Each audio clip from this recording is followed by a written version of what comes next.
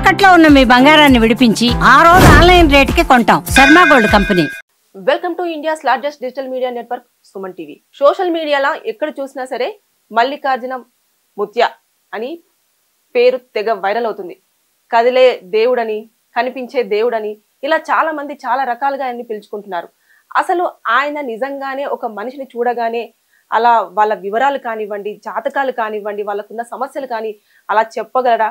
అసలు అలాంటి సాధ్యం ఉందా లేదా అనేది మన ముందు తిరుపతి మూర్తి అవధాని గురుగారు ఉన్నారు. ఆయన అడిగి తెలుసుకుందాం. నమస్కారం గురుగారు. ఓం శ్రీ మహాగణాధిపతయే నమః.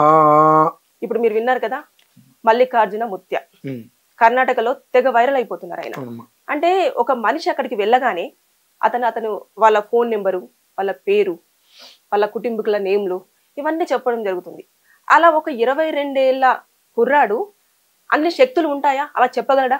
మీరు అడిగినటువంటి ప్రశ్న ఏదైతే ఉందో అది యథార్థంగా చేయడానికి అన్ని రకాల అర్హతలు ఉన్నాయండి. అతనికి ఉన్నాయని నేను చెప్పట్లా. మామూలుగా మంత్రశాస్త్రంలో ఆ విధానం ఉంది. ఇవి మనకు యక్షిణీ సాధన అని ఉంటుందమ్మా. దాన్ని అందరికీ అర్థమయ్యే భాషలో కర్ణ పిశాచి అని అంటారు.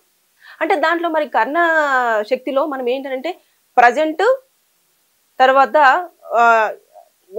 పాస్ట్ ఇది మాత్రమే చెప్పగలం. ఫ్యూచరు, చనిపోతారా బ్రతికుంటారా ఏంటి చెప్తున్నానమ్మా.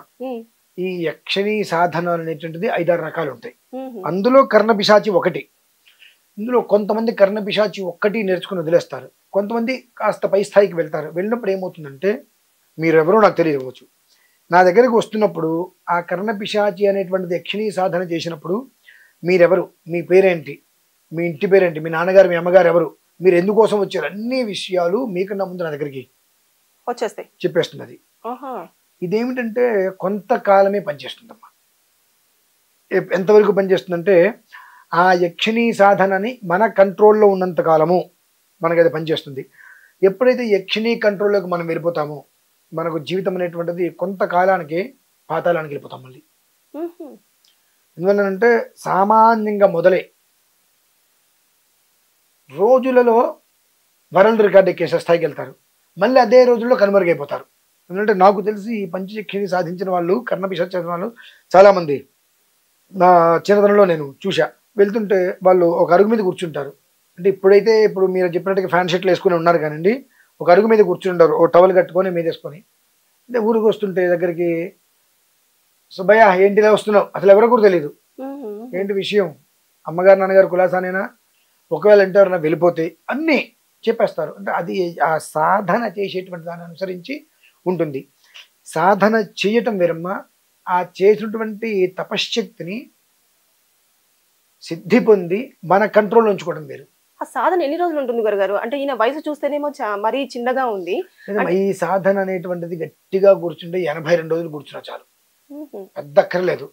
ఒక్కొక్క సాధనకి 82 రోజులు ఒకటి, 124 రోజులు ఒక సాధన, 72 రోజులు ఒక సాధన, ఇలా ఉంటాయి 5 రకాల సాధనలు. ఇన్ని రోజులు మొత్తం కలిపినా 1-1.5 సంవత్సరంలో సాధన పూర్తయిపోతుంది. అదే సాధన కఠోరంగా ఉంటుంది, కఠోరంగా ఉంటుంది. ఆ ఇంట్లో కూర్చొని ఒక్కొక్కసారి అయితే శవం అంటారు, అంటే కాష్ఠ దీక్ష. నేను ప్రతి నెల ఒక్కసారి చేస్తుంటా. ఇప్పుడు ఆ కాష్ఠ దీక్ష ఎక్కువ చేయాలి. అంటే ఇవాళ ఉదయం నుంచి రేపు ఉదయం వరకు అలా పడుకుంటే శవం ఎలా అయితే ఉంటుందో అలా కదలకుండా ఉండాలి. దాన్ని కాష్ఠ దీక్ష అంటారు. నేను ఒక నెలకు ఒక్కరోజు మాత్రమే అది ఆచరిస్తూ ఉంటా. కానీ ఈ యక్షిని సాధన చేసేవాళ్ళు ఖచ్చితంగా ప్రతి అమావాస్యకి, ప్రతి పౌర్ణమికి చేయాల్సిందే చేస్తారు. అది చేయడం వలన కొన్ని రకాల శక్తులు ఆవహిస్తాయి. అది తాత్కాలికంగా అలా అలా ఊగుతూ ఉంటాయి. శక్తుల్ని వీళ్ళు కంట్రోల్ చేసుకోవడం ఒక విధానం అయితే, వాటి కంట్రోల్లోకి వీళ్ళు వెళ్ళిపోతారు అనత్య కాలంలో. అంటే ఎప్పుడైతే కనుక మనిషిని ఒక స్థాయి నేను వెళ్తున్నానని వస్తుందో, నేను ఏం సాధన చేశానే విషయం మర్చిపోయి ఆ జనాలందరూ, ప్రజలందరూ దగ్గరికి వచ్చి గురుగారు గురుగారు గురుగారు ఇట్లా అనేటువంటి దాంట్లో మనకు తెలియకుండా మనం దేన్నైతే కనుక తొక్కి పెట్టాలో అది పైకి వచ్చేస్తుంది, అహం, గర్వం. అంటే ఆ విధంగానే ఇప్పుడు తన ఆశ్రమంకి ఏదైతే వెళ్తున్నారో భక్తులను కొట్టడం కూడా జరుగుతుంది. అంత కోపం ఉంటుందా వాళ్ళకి? మొదట్లో ఏమన్నదమ్మా అసలు, అది దాని కంట్రోల్లోకి మనం వెళ్ళిపోతే. మంత్రం కంట్రోల్లోకి మనం ఎప్పుడు వెళ్ళకూడదు. తన్ మంత్రం బ్రాహ్మణాధీనం. ఆ మంత్రం మన అధీనంలో ఉన్నంతసేపే ఏం చెప్పితే జరుగుతుంది. అలా కాకుండా మంత్రాధీనంలోకి మనం వెళ్ళిపోతున్నాము అంటే ముందు నుంచి వచ్చేటువంటిది అహం, నేను ఇంతటి వాడిని, నాకు తెలుసు నువ్వెంత అనేటువంటిది ఇలా నార్మల్గా కూర్చున్న వ్యక్తికి వస్తా మొత్తం ప్రతి ఒక్క దాంట్లో కూడా రూపు రేఖల కన్ను చూపులతో సహా ఒక్కొక్క మార్పు వస్తుంది. 8 రకాల మార్పులు వస్తాయి. అది గమనించుకోకపోతే కంప్లీట్గా మనిషిని ఆ మంత్రం వశం చేసుకుంటాయి. ఆ మంత్రం వశం చేసుకుంటే మళ్ళీ కొన్ని రోజుల తర్వాత కనుమరుగైపోతారు అందరు అక్కడ, యథావిధిగా మూల స్థానానికి వెళ్ళిపోతారు. అంటే ఇది సాధించటం ఎంత తేలికో దాన్ని అనుసరించడం అంత కష్టమమ్మా. ఇప్పుడు మీరున్నారు, మీరు 1 సంవత్సరం ఉంటారు, నాది కాదని ముక్కు మూసుకుంటే ఇన్ని రకాలు మీకు సాధించేస్తారు. కానీ దాన్ని అనుసరించడం అనేటువంటిది అంత తెలియని విషయం కాదు. అనుసరించడంలో కనుక ఏమాత్రం తడబాటు పడ్డా ఈ ఏదైతే మీరు మంత్ర సాధన చేశారో ఆ మంత్రమే ఆ మనిషిని తినేస్తుంది మళ్ళీ. ఓకే, అంటే ఇప్పుడు వాళ్ళ నాన్నగారు ఉన్నారు, మల్లికార్జున ముత్య వాళ్ళ ఫాదరు హనుమంత రాయ్ ముత్య.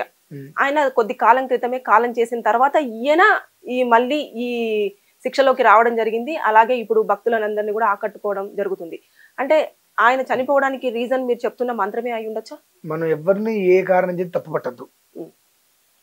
వయోధర్మం కూడా కావచ్చుగా, చెప్పలేం. 2, 10 మందికి ఉపకారం చేసిన వాడు తొందరగా చనిపోతాడు. 10 మందికి ఉపకారం చేస్తే ఆ 10 మందికి సంబంధించినటువంటి అన్ని రకాల ఇబ్బందులు ఆ మనిషిని ఇబ్బంది పెడతాయి. ఆ ఇబ్బంది పెట్టినప్పుడు ఏమవుతుందో తనను తాను మళ్ళీ మొదట్లో 1.5 సంవత్సరం కూర్చొని జపం చేసుకున్నట్టుగా ఇప్పుడు మళ్ళీ కొన్ని రోజులు కూర్చొని జపం చేసుకోలేడు. ఈ తన తీసుకున్నవన్నీ వదిలించుకోవడానికి ఎందుకు చేసుకోలేదు అంటే తెల్లవారితే గొర్రెల మందలాగా వీళ్ళందరూ వాళ్ళ కష్టం చెప్పుకోవడానికి. ఇంకా అంటే ఇంతమంది ఇన్ని కష్టాలు చెప్పుకుంటే ఆయన పరిస్థితి ఏమవుతుంది, ఆయనకి ఒక 1 వారం రోజులైన సమయం ఇస్తే మళ్ళీ పురస్కారం చేసుకుంటారు కదా అని ఆలోచన వరకు ఉండదు. తెల్లవారు లేస్తే ఇంటి ముందు కూర్చుంటారు, వచ్చి అన్ని వదిలేసుకొని కూర్చుంటారు. వీళ్ళందరి గురించి ఆలోచించి వాళ్ళవన్నీ కూడా తీసుకొని ఆ మనిషి వెళ్ళిపోవచ్చు. అంటే ఇప్పుడు ఈయన చేస్తున్న సాధన అయి ఉండొచ్చు, లేదంటే ఇతను భక్తులకు చేస్తున్న మంచి అయి ఉండొచ్చు. అందులో ₹1 కూడా ఆశించకుండా చేస్తున్నారు కదా ఆ పనిని. అది అలా ఉంటదా? ఆ శిక్షలో ముందేగానే చెప్తారా? అంటే ఇలా తీసుకోకూడదు, ₹1 కూడా వాళ్ళ దగ్గర నుంచి ఎలాంటిది ఆశించకూడదు అనేది ఏమైనా? మీరు ఆశించినంత కాలం అది మిమ్మల్ని కాపాడుతుంది. ఒక స్థాయి వచ్చింది మీకు తెలియకుండా మీరు ఆశించే స్థితికి వెళ్ళిపోతారు. ఆశించే కదా, శాసించే స్థితికి వెళ్తారు. అది మిమ్మల్ని మీరు గమనించుకోవాలి. అది గమనించుకోలేకపోతే ఆ తర్వాత తినే దెబ్బ మనకు అడ్రస్ కూడా ఉండదమ్మా. అది చాలా దారుణం.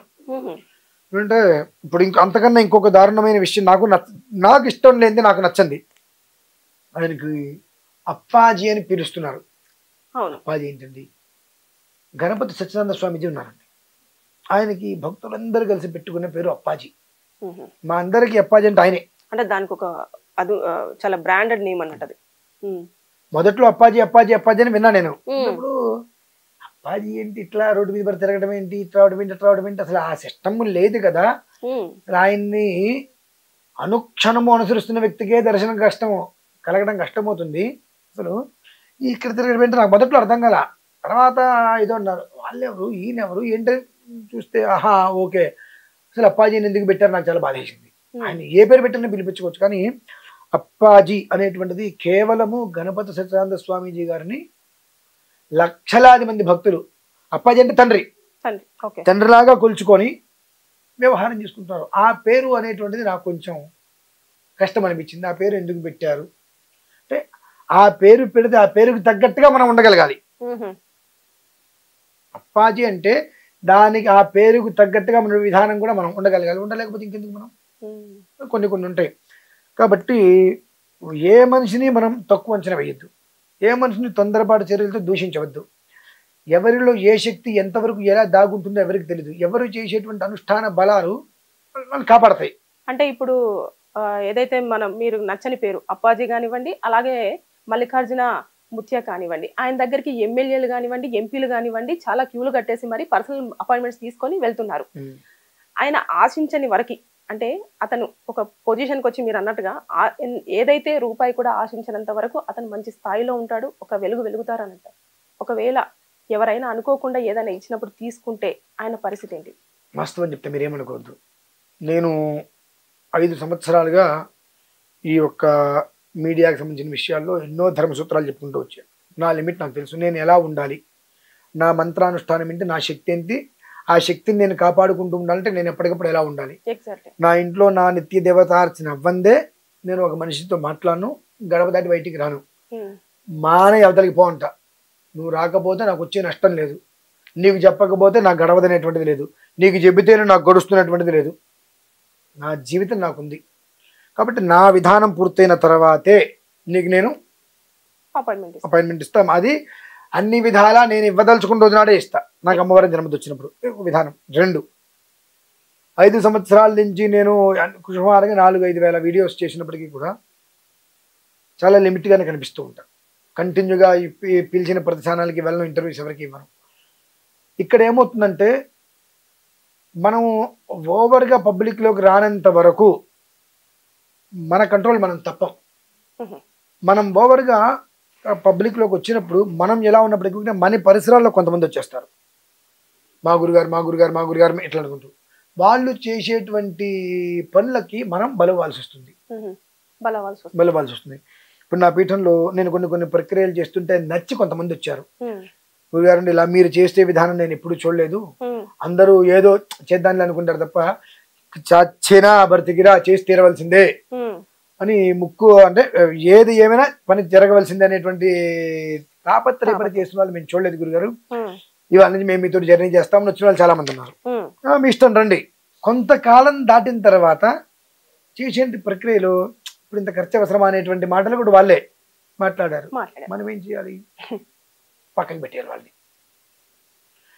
నేను ఏదైతే చేస్తే మీకు నచ్చి నాతోటి వెనకాల ఉండి ఉన్నారో కొన్ని రోజుల తర్వాత, అంటే ఎట్లా, నేను కొన్ని విషయాలు ఇది మీరు చూసుకోండి, ఓకే మీరు సేవా బాధ్యతతో ఉంటున్నారు, సేవతో ఉంటున్నారు కాబట్టి ధర్మంగా ఉంటారు కదా, ఇది మీరు చూసుకుని అప్పగిచ్చేసినప్పుడు ఆటోమేటిక్గా ఇది నాది కదా, నాకు ఇచ్చేశారు, ఈ బాధ్యత నాది అన్నట్టుగా అది ఒక బాధ్యత మనం నిర్వర్తిస్తున్నాం అనేది అనుకునే దానికన్నా దాని మీద నాకు ఆధిపత్యం అన్న రీతిలో మనిషికి వచ్చేస్తుంది.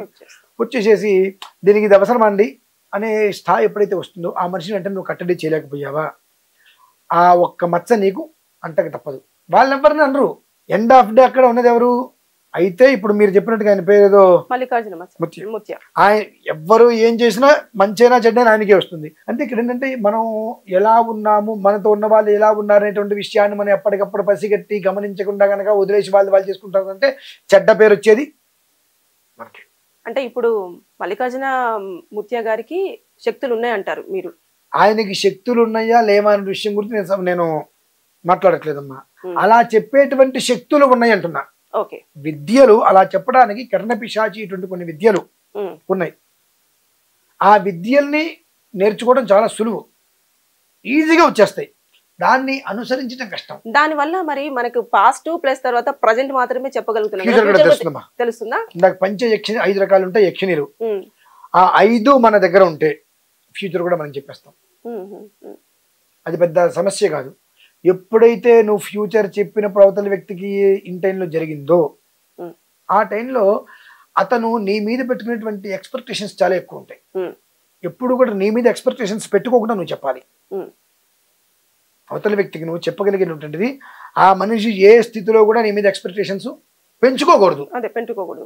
ఒక మోస్తరు ఉండొచ్చు, మా గురువుగారు అన్నట్టుగా పెంచుకున్నావా అది నీకే ప్రమాదం.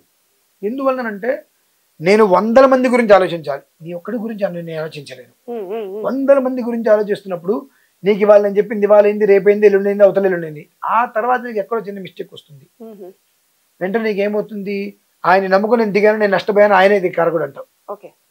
కాబట్టి ఏంటంటే నెవర్ ఎక్స్పెక్ట్. నీ కష్టం చెప్పుకోవడానికి వెళ్ళావు, నీ కష్టం చెప్పుకున్నావు, బాబు ఇది చేసుకుని నువ్వు బాగుపడతావు. నువ్వు చేసుకుంటావో చేసుకోవో అది నీ ఇష్టం. నువ్వు చేసుకునే విధానాన్ని అనుసరించి, నీకు చేసేటువంటి వ్యక్తిని అనుసరించి, ఆ మంత్రశక్తిని అనుసరించి అది ఉంటుంది. నువ్వు ఎవరి దగ్గర చేసుకున్నావు, అదృష్టవంతుడు అయ్యావు, ఆయన దగ్గరికి వెళ్ళి నువ్వు ఒక పువ్వు ఇవ్వక్కర్లా, సెట్ అవ్వలా, ఆయన మీద రాయి ఎక్కర్లా, నీకు రెండిట్లుగా అర్హత లేదు. నువ్వు చెప్పుకోవడానికి వెళ్ళా, నీకు చెప్పారు అంతవరకే. అది మనం తీసుకోవాలి. ఎందుకంటే ఈ పంచజక్షిణి సాధన అనేటువంటిది ఒక స్థితి వరకు మనిషిని నిలబెట్టేస్తుంది ఖచ్చితంగా. ఇప్పుడు ఇతని కర్ణపిశాచి సాధన అని చెప్పేసి అన్నారు కదా, అతనిది కర్ణపిశాచి. మీరు జర్నలిస్ట్ గా చాలా చక్కగా ఇరికించే ప్రశ్న చేస్తున్నారు. అతనికి కర్ణపిశాచి యక్షణ సాధన అతనిదే నేను అనట్లా. చెప్పటానికి ఆ విద్యలు ఎక్కువగా ఉపకరిస్తాయి అంటున్నా. ఒకవేళ అలా ఉపకరించినా కూడా ఇప్పుడు ఆయన నార్మల్ లైఫ్ లీడ్ చేయవచ్చా? అంటే కారు ర్యాష్ గా డ్రైవ్ చేస్తాడు, రూడ్ గా ఉంటాడు, నార్మల్ ఎట్లయితే ఉంటారో అట్లనే ఉండొచ్చా? వాళ్ళకి ఒక వీడియో చూపించుంటారమ్మా, నియమ నిబంధనలు మీకు ఏమైనా ఒక వీడియో చూపించుంటారా? మొన్న నేను బైక్ రేసింగ్కి వెళ్ళాను, నేను నా స్నేహితులతో KTM మీద బండి 140 స్పీడ్ మీద వెళ్ళా. ఎప్పుడు కూడా మంత్ర విధానం వేరు, కుటుంబ విధానం వేరు, రెండిట్లని కలపకూడదమ్మా. మీకు ఈ విషయం గురించి మీకు పూర్తిగా అవగాహన రావాలంటే భక్త తుకారాం గారు, ఆయన ఒకసారి మీరు స్ఫురణకు తెచ్చుకుంటే ఆయన దాంపత్య జీవితం వేరు, దైవ జీవితం వేరు, రెండు జీవితాలను ఆయన విడివిడిగా పెట్టుకున్నాడు. సో ఆయన కారు తోలుకుంటే మనకెందుకు? ఇదే అనుకుంటా నేను. ఒక పేరు వచ్చింది, ఆయన బండి తోలాడు, కారు తోలాడు, స్పీడ్ నీకెందుకు? అయ్యా కారు తోలితే బండి తోలితే నీకెందుకు? యాక్సిడెంట్ అయితే పోతే ఆయనగా పోయేది, నువ్వు కాదుగా పోయేది, నీకెందుకు? ఆయన గురించి ఆయనకు తెలీదా? పక్కవాడి జీవితంలో వేలు పెట్టి పోతే దెబ్బటి తోలాలి కర్మ నీకెందుకు? ఆయన వ్యక్తిగతంగా ఆయన భార్య పిల్లల నీకు అనవసరం. వ్యావహారికంగా నీకేం చేశాడు, 10 మందికి ఏం చేస్తున్నాడు, అంతవరకు నువ్వు ఆలోచించుకోవాలి. ఆయన కారు రాశిగా తోలుతాడు, నీకెందుకు అవన్నీ కూడా? ఆయన మనిషే కదండి, కాదా?